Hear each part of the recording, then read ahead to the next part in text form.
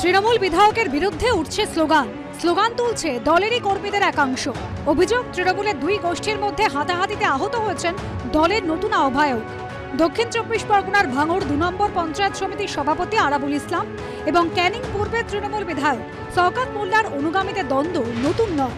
এবার পাথর প্রতিমায় প্রকাশ্যে এলো তৃণমূলের কোন দলের ছবি। তৃণমূলের একাংশের দাবি, দলের দুই নেতাকে সাসপেন্ড করাকে কেন্দ্র করেই তৃণমূলের দ্বন্দ্ব প্রকাশ্যে এসেছে। ঘটনার সূত্রপাত বুধবার। দল বিরোধী কাজকর্ম করা এবং স্থানীয় একাধিক অভিযোগকে কারণ হিসেবে দেখিয়ে তৃণমূল থেকে সাসপেন্ড করা হয় জি প্লটের অঞ্চল সভাপতি শেখ নূর ইসলাম এবং বুথ সভাপতি দীপঙ্কর প্রধানকে। সেই দিনই ওই এলাকার আহ্বায়ক পদে আনা হয় কার্তিক মাইতিকে।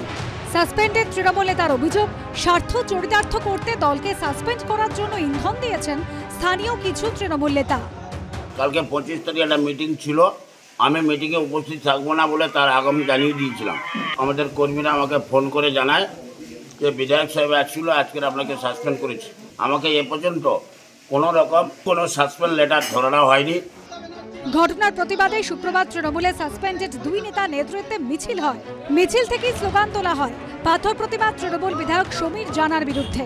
প্রায় 2 বছর ধরে নুরু দলের সভাপতি পদের জন্য লালায়িত, নানা রকম করে আমাদের বিরুদ্ধে, ব্লকের বিরুদ্ধে নানা রকম বিষোদ্গার করতে থাকে। স্বাভাবিকভাবে পাথর প্রতিমা ব্লক তৃণমূল কংগ্রেসের ডাকে আমি যখন বক্তব্য রাখতে যাচ্ছি, ও এত বেশি উত্তেজিত হয়ে আঙুল তুলে যেভাবে কথাবার্তা বলছিল, যার ফলে বাপি বাবু অর্থাৎ আমাদের এমপি সাহেব, তিনি ওকে বলেছিলেন যে তোমার এই ঔদ্ধত্যকে তোমাকে দলের সভাপতি থেকে বাতিল করে দেওয়া হলো।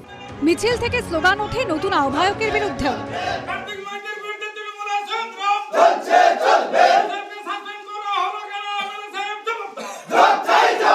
আজকের বিধায়ক যে জি প্লট তৃণমূল কংগ্রেসটা শেষ করে দেওয়ার পরিকল্পনা নিয়ে এবং জি প্লটের কিছু স্বার্থান্বেষী মানুষকে নিয়ে এই সমস্ত পরিকল্পনা নিয়েছি। কার্তিক মাইতি নামক যিনি ব্যক্তি দিনের পর দিন রাজধানী বদমাশি বাটপাড়ি সব কিছু করছে, তার প্রতিবাদে কিন্তু আমাদের এই আন্দোলন ছিল। প্রতিক্রিয়ার জন্য একাধিকবার ফোন করা হলেও ফোন ধরেননি জি প্লটের তৃণমূলের নতুন আহ্বায়ক।